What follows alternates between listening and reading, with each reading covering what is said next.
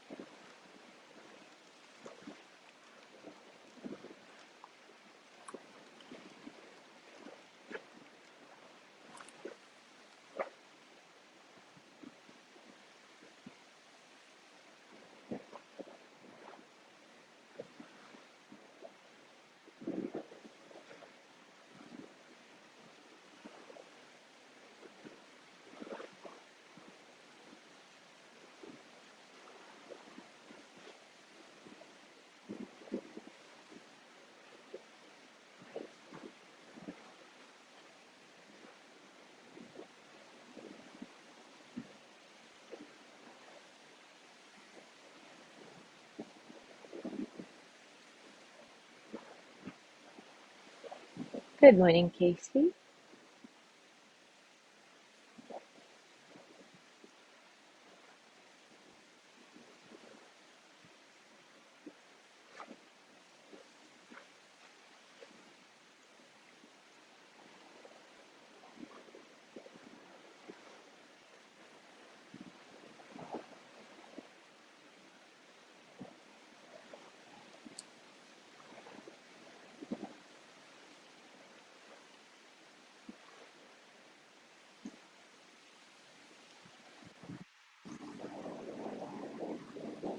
Good morning, Gina.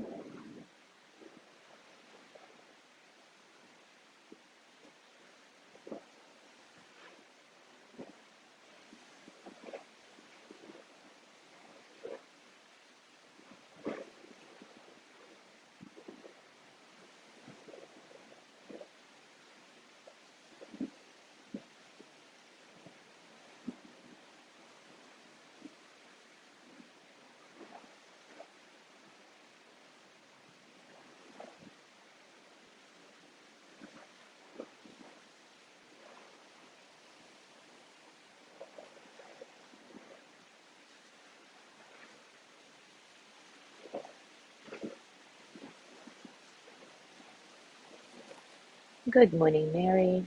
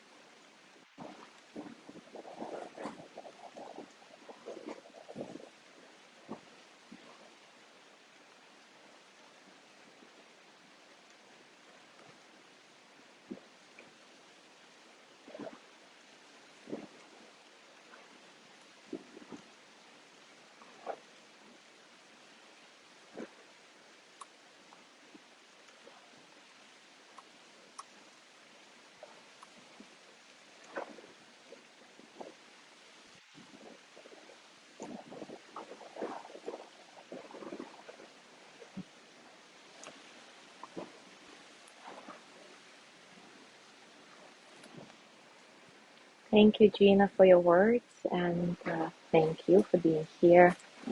I love doing our practices.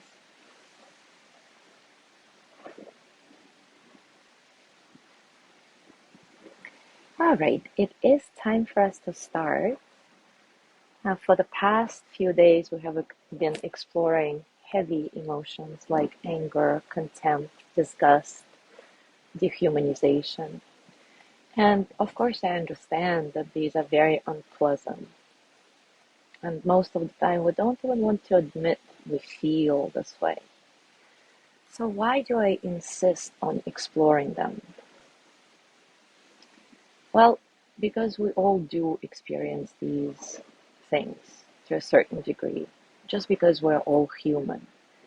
And it is important to accept that we are feeling this way sometimes or ongoing, and find a skillful way to transform these emotions into something more constructive and life affirming instead of just pretending we don't feel them, instead of shoving them under the rug.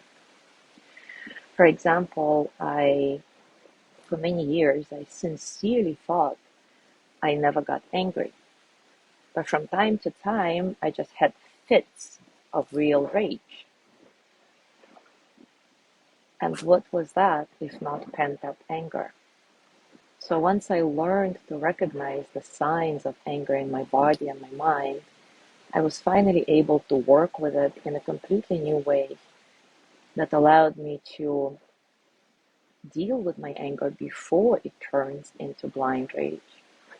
And that was a new level of emotional freedom for me. So I want the same for you. And that's why I insist on exploring these things that may not be all, you know, loving kindness and beautiful stuff. But we do transform it into loving kindness, into friendliness, into alleviation of suffering. Anyway, just wanted to explain that. So today, let's explore another heavy feeling, unpleasant feeling that we tend to hide from ourselves, and it's the feeling of hate. Brené Brown says that hate is a combination of various negative emotions, including repulsion, disgust, anger, fear, and contempt, everything that we have explored before. And we feel hate towards individuals or group of people that we believe are intentionally malicious and unlikely to change. What's interesting here is that we can develop hate toward people we don't know personally, simply based on their affiliation with a group or ideology that doesn't align with our beliefs. Research shows that a lack of direct contact with such individuals can actually strengthen hate. And again, this is about this concept of the unreal other that Tara Brach talks about. Somebody who we only have a conceptual idea of and don't really allow ourselves to accept our shared humanity with this person or this group. What's really fascinating is that hate is actually fueled by our need for connection. Brené Brown calls this common enemy intimacy. So I may not know anything about you, but we hate the same people, and that creates a counterfeit bond and a sense of belonging. Counterfeit because in this case, the bond and belonging are not real. They hinge on my agreeing with you and not challenging the ideas that connect us. And that is not true belonging. We know from the research that hate crime victims generally have not done anything specific. They're terrorized just because they are, for who they are, and not for what they have done. And this research further explains the devastating truth about hate. The goal of hate is not merely to hurt, but to ultimately destroy, eliminate, target, even mentally by humiliating feelings of revenge, socially excluding, ignoring. even physically killing, torturing, which may be accompanied by the goal to let the wrongdoer suffer. It is not clear that there is any magic bullet for curing hate, but any mechanism that helps one understand things from others' point of view: love, critical thinking, wisdom, engagement, deep listening. This at least makes hate less likely, because it is harder to hate people if you understand that in many ways they are not at all different from you. And in that moment, they turn from this unreal other into a real, breathing human being. And that makes it more difficult to want to hurt them. So let's explore this together with another practice of turning unreal other into a real person in our mind through a heartfelt reflection on our shared humanity. As always, take a comfortable position and take a few moments to settle in.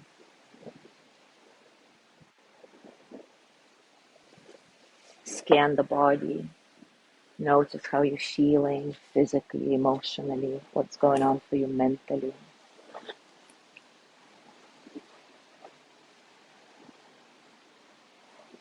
Let your breath be easy, uncontrolled.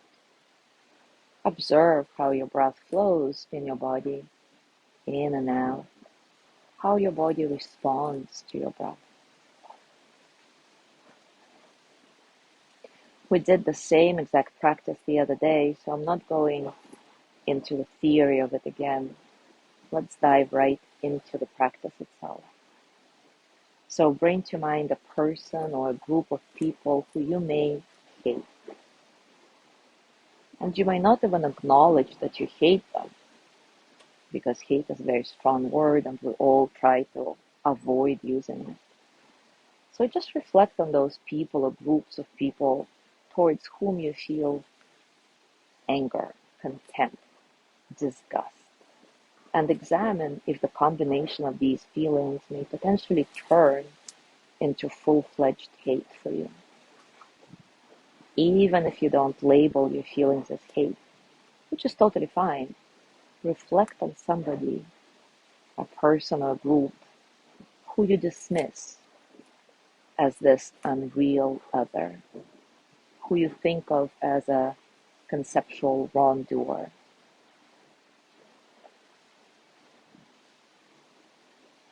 whose way of living does not align with your values.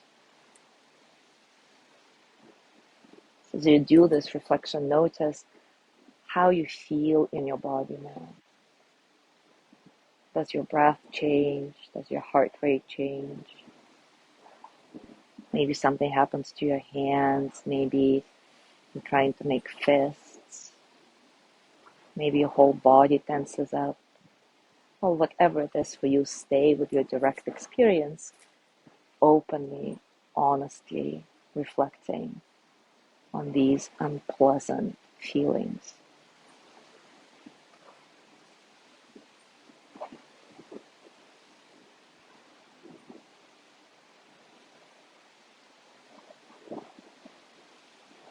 And now start reflecting on all the suffering this person or this group of people might be experiencing in this very moment. Remember that just like you, they want to be loved. They want to feel cared for. Just like you, they need to buy groceries. Just like you, they may be worried about money, their health, their relationships.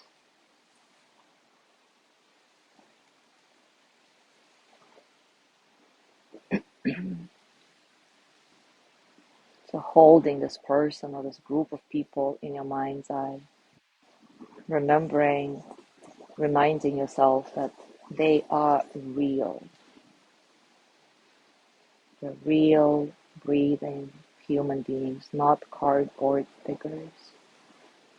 Start sending loving kindness toward them, however difficult it may be, however artificial.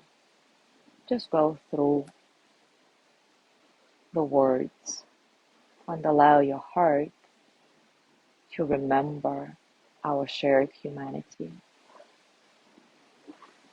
I'm gonna read through a whole bunch of loving kindness messages. You can simply repeat after me, or you can say your own, the ones that resonate best for you. May he or she be filled with loving kindness. May they be well in body and mind.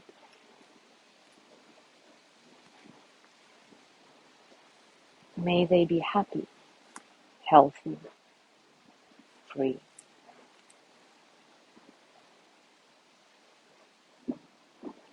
May they find what they're looking for.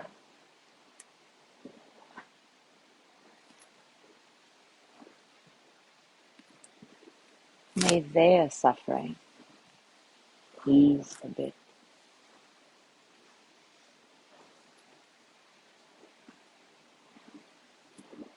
May I see this person as a real, breathing, three-dimensional being who, just like me, wants to be loved and at peace.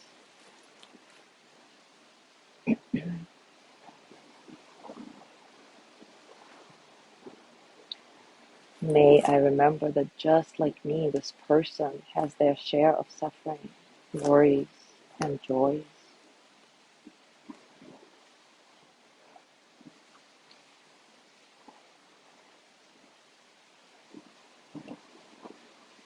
May I remember that this person is real.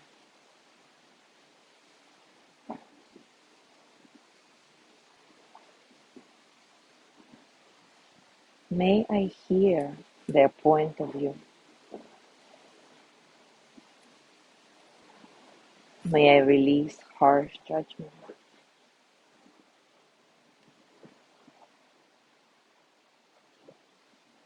May I be free from suffering.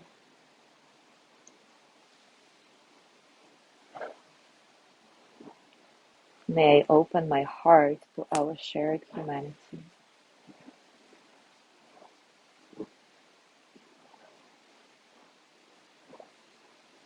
May they be free from suffering.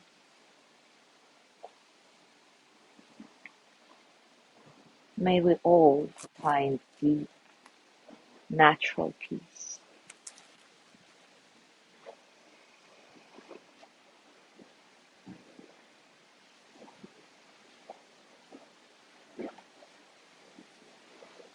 Today, I invite you to notice, once again, how you relate to others. Do you connect with their realness, acknowledging that just like you, they have their share of suffering and joys?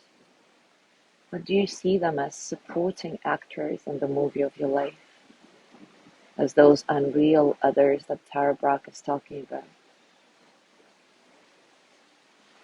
And if you notice that you dismiss people as others, see if you can flip that narrative, reminding yourself that they are, in fact, real, just like you. Thank you so much for being here today. Have a gorgeous day, and I will see you tomorrow.